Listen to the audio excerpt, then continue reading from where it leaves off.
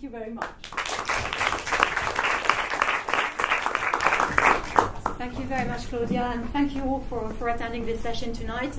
I'm going to talk about the theme of digital disruption, because it's something that we've been spending quite a lot of time at Fidelity analyzing, because it is changing the landscape on how we're investing in some of the businesses in technology. And the first thing to think about, it's very relevant on a startup, is thinking about disruption generally. When does disruption happen? And what we've seen in the past is that the largest companies in their sectors often don't see the changes that are taking place in their industries. So if you looked at what was said, the chairman of IBM in 1943 thought that there would be room in the world for only 5 computers in the world. In the same vein, earlier on, Warner, who was obviously already producing movies, but they were all silent, thought that who the hell wants to hear actor talk? So the incumbent, the people who are in the business, tend to not see the new ideas that Michele is going to develop, that Simone is going to invest in. What have we identified, so us, in the themes of disruptive innovation? So there's various themes that you can see. I cover US equities, that's kind of my day job, and a lot of things we've been looking at is the shell and how we explore shell in the US. The Internet of Things has been a theme that we've looked at a lot as well. Cybersecurity, we talked about the electronic car before. The car of the future is something that we're looking at as well. And obviously digital disruption has been very, very important. So when does disruption happen? What is disruption? It's when suddenly you find something that's better in terms of cost, capability, or convenience. And it's often something that, you already have something existing, and then you find a new idea, a new way of doing things. And then we think that through investing through these companies, we can make some money as institutional investor as well, by investing in the right companies that are going to be in that thing. So when can it happen? When can we find these ideas in your brains? Is it scientific breakthrough? Probably not in this, but more low-cost competition could be something, or solutions to constraint. When you think about innovation, you've got to think about this cycle. So there's this kind of Gardner curve that is linked to any kind of innovation cycle. And you can see, and again, talking about success and failures, there's so many new companies being created, but also so many companies failing. So first you have that innovation trigger, that point where people get really, really excited about new things. Can you spot a few things that we're only talking about that are just nascent in the system? And then the peak of inflated expectation, that's when everyone is talking about it, the press. And then only you've got the trough of disillusionment. So that's when the companies are being created, and then there's when they fail as well. And then only we're seeing the slope of enlightenment, that's that phase where eventually these businesses start to make money. You can identify the winners from the losers. So I just wanted to pick up one thing, because it was interesting, because one of my sons came back with a little 3D printed robot the other night from a playdate with a friend. And so if you look on that curve, the consumer 3D printing is still in that trough of disillusionment. So these friends of mine who've bought the 3D printer as a consumer, they're still quite early adopters. But it is showing that, probably in a few years, we probably all will have more of this 3D printer. If we look at the enterprise 3D printing, companies have already found a lot of ways to use that, and it's already kind of done and dusted there. What's really important is that speed at which things are being innovated, but also interesting to see how many companies are not only created, but destructed as well. Tech has been easier places to find new ideas because there's lower barriers to entry. So anyone can create an app, anyone can create something on the internet. So it's been a lot easier. And if you look, so we invest in the stock market still, and you can see what's taken place in the last 35 years in the stock market, and the different things. And when you think that only in '91 was the internet created, and all the different things that we've seen over the period. So that you can see that the green bars are all the companies that have been added. So there's been a lot of new companies being created, but the red bars is also the companies that have dropped. So this is from the index, from the S&P 500. So there's companies in the US that are, large companies in the US. So thinking about companies created, we can think about a Facebook that came from nowhere to being one of the largest companies in the stock market.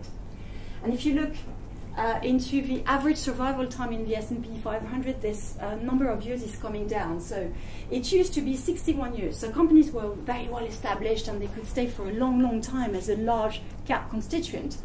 And now it's only 18 years. So you don't have, it's harder for companies to stay at the top, to remain like winners in their field. And what we're thinking is by 2027, 75% of the S&P 500 companies are likely to be replaced. So will we see one of Michele's company in the S&P 500? Maybe, but there is this thing that new things are being created and the value is being generated and people are putting money behind these investors. So we've seen different application of digital disruption. One example as well is, we're just not talking about us using our mobile phones and apps and so on, but even in the agricultural world, and then thinking about the environment again, some of these companies are able to manage their crops better, manage their yields better by using some GPS and a crop that, seed that's been modified as well. So digital disruption is happening everywhere in all types of sectors. What we're seeing as well is a complete change of how we behave and how also we've given the example of how no one watches TV any longer. I'm sure none of you watch regular TV. You watch it on demand at best, but most of you will be already streaming rather than watching it. So on streaming again, same with the music. And I'm much older than anyone else in the room. So I do remember buying my first CD, and that was the revolution at the time.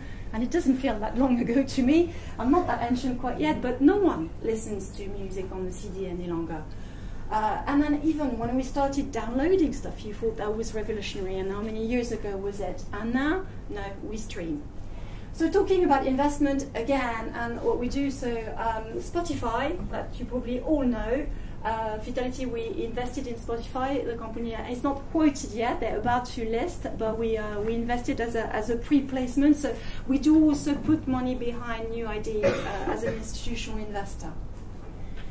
I thought that point was quite interesting in the way that disruption is taking place, in the fact that the companies that have been created are completely different business models than what we've known in the past. So if you think about the media names, they do not own any content. So Google doesn't own anything, Facebook doesn't own any content either. The largest taxi companies in the world, they do not own any taxi.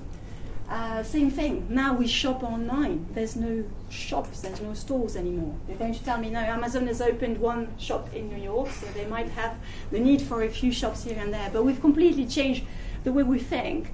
It's normal for us to go online and shop because the stores have become online, and you might just need a flagship store somewhere to go and have a look. And again, on the hotel space as well, Airbnb is now one of the largest providers of rooms. They do not own a single hotel in the world.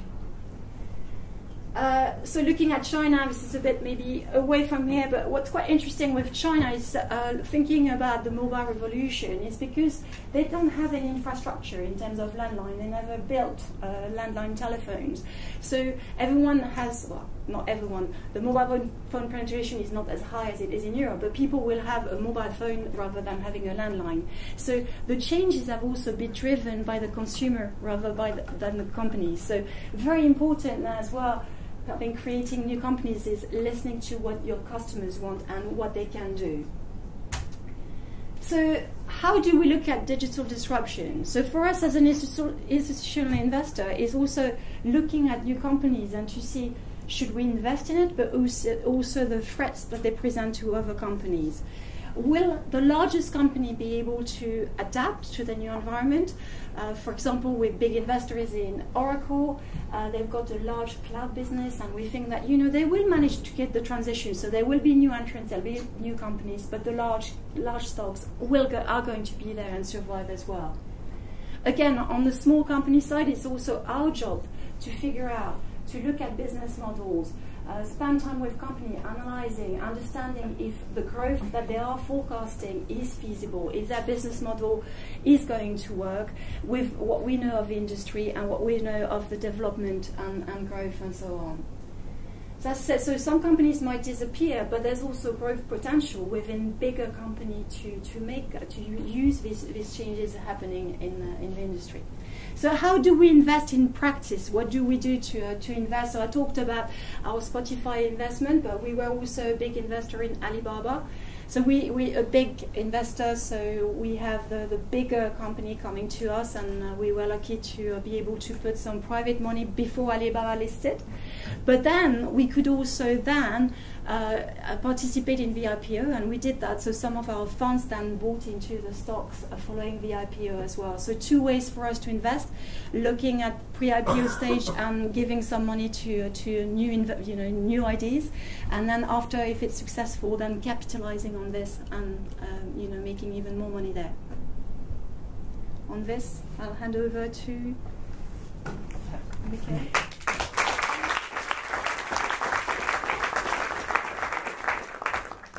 Thank you very much.